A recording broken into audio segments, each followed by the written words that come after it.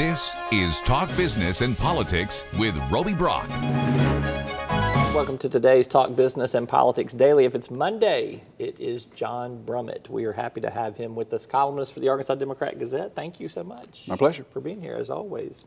We're going to go national first, and then we're going to work our way back to the state of Arkansas. So let's talk about what has been really the dominant international story for the last several days, and that is that President Trump launches an airstrike against Syria after, I guess, in response to some video that he saw. Did Trump do the right thing in this airstrike against Syria? Let me give you a little tip on my column tomorrow. It praises the preposterous second-place President Donald Trump, and it praises a commentary supporting Trump, an op-ed commentary written by U.S. Senator Tom Cotton. So my column tomorrow... You've gone in for Trump and in for Cotton is what you're telling me. For tomorrow's column on this issue, yes, he did the right thing. I mean, I think I'm getting beaten up for having said this on social media because some of your liberal-minded people are as intolerant as some of your conservative-minded people. But militarily, I thought it was the right option. It was, as they said, proportional, targeted. It was designed to destroy or harm the launch pad for the chemical weapons, so it was relevant. Strategically, I think it sends the right message that you don't do this anymore. America's going to try to lead the world.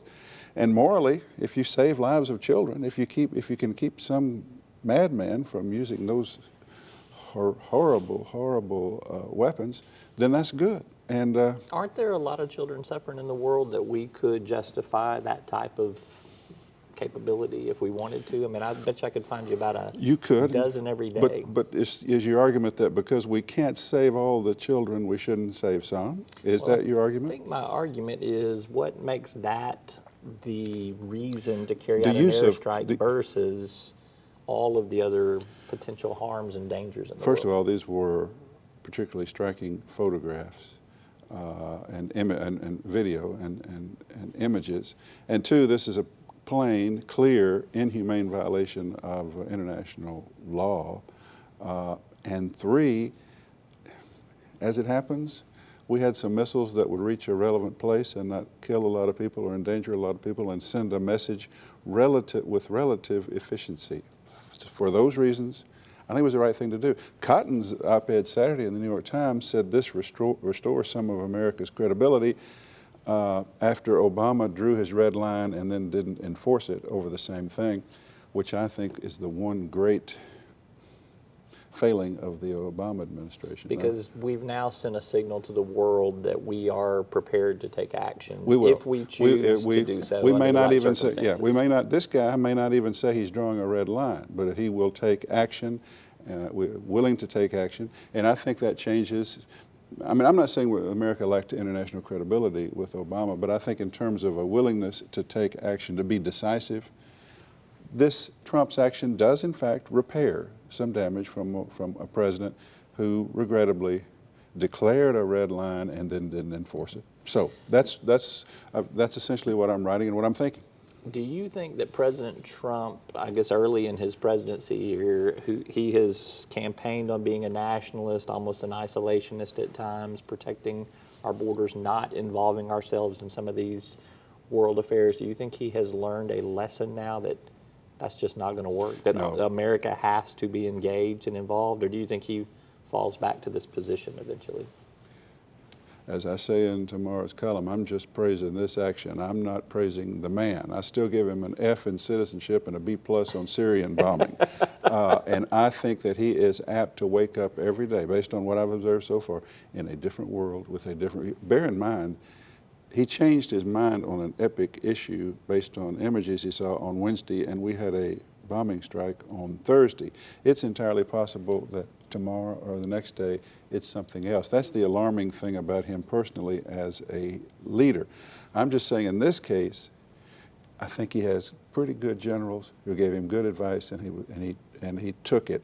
I do not think this changes Trump's worldview or his political essence of America first, because I don't think he has a worldview. I think whatever he saw last on television is apt to drive today's worldview. I continue to have that criticism of him. I'm not much more confident in him generally than I was before. I'm saying in this case, he staggered around and got it right, I think. You've answered my question. That's what I was trying to get to the heart of. Has his worldview changed? No. And you say it has I not. said, So. I could have said no and saved you a few seconds. All right. All right. Let's take a quick commercial break. All right. We'll come back and talk about some state politics. I'm with John Brummett. This is Roby Brock. We're back right after this. Arkansas Electric Cooperative Corporation provides electric energy across 2/3 of Arkansas. This is an exciting time in our energy history, with incredible progress being made in renewable energy and storage technologies. As our energy portfolio continues to diversify, we'll maintain an all-the-above strategy to provide reliable and affordable electricity. Ever since the first light bulbs were placed in our members' homes, the electric cooperatives have been the solutions provider for our members, and we want to continue that well into the future. Each day, the promise of our nation begins again. Arkansas and America, moving forward. I help make that promise a reality. It's not for everyone, but people everywhere depend on us. I love you too. Trucking delivers, or everything stops. And that's what drives me. I did. And welcome back to Talk Business and Politics Daily. I'm with John Brummett from the Arkansas Democrat-Gazette. Let's turn our attention to state politics, particularly state executions, which are going to become more and more dominant news headlines for us. Not that they aren't already, but as we get closer and closer to these execution dates. You wrote in your Sunday column on the death penalty, and I quote, "Justice late is better than no justice at all, but justice for the already dead is too late." You're referring to the victims, or you're referring to the inmates that are executed? I'm referring to justice, which could be for all. But I was talking in that context specifically about trying to achieve justice in terms of appropriateness and equity in the punishment. One of the reasons I oppose the death penalty is that it's uneven. I mean, you can get, a jury can vary from one case to another. Defendants' outcomes based on similar offenses can vary. Judges can vary. Jurisdictions can vary. And that's too bad, and it should not be so. But varied outcomes based on similar circumstances, when the punishment is killing, you can't correct that. That's one reason but in this case, I was referring specifically to one fella who was going to be one of the 8 that we executed, who now gets some extra time for the governor to consider a possible commutation of sentence because there's some new factors that the parole board and the federal judge thought arose in his case. So as long as you keep somebody alive, you've got a better chance of correcting any injustice in his sentence. I was not talking about the victims in that particular context. Not that I lack sympathy for the victims. That's what you asked what I meant about that. Right. And I was talking about the disposition of the criminal cases. Let's talk about some of the polling that we unveiled over the weekend. Death penalty, obviously very popular, very unlikely to change in terms of voter sentiments. Only 18% truly oppose the death penalty. You've seen polling numbers from decades ago. Where do you think Arkansas is now in the spectrum? Are we still so culturally conservative that it's not changing, or do you see progress being made in this issue? I think we're towards those that would oppose the death penalty. Culturally conservative, and it's not changing in a significant way in Arkansas.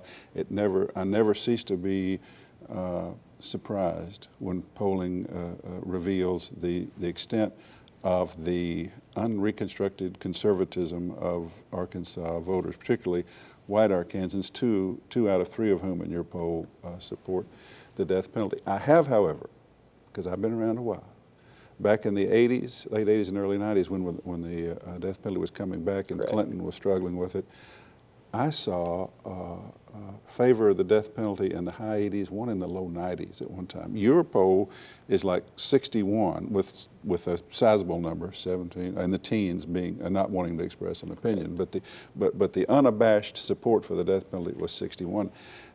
I think Arkansas is moving, but Arkansas has further to move than most states and is not going to move in a way that changes the prevailing mood about the death penalty in any foreseeable time. But on your question, does it change your view at all that we're compressing 8, now 7 into 10 days? Is that something that seems to bother people? The people who support it unreservedly is 51%. 51%, And that's right. interesting. I mean, that means, and of the other 49, a lot simply chose not to answer. They didn't say they were against it.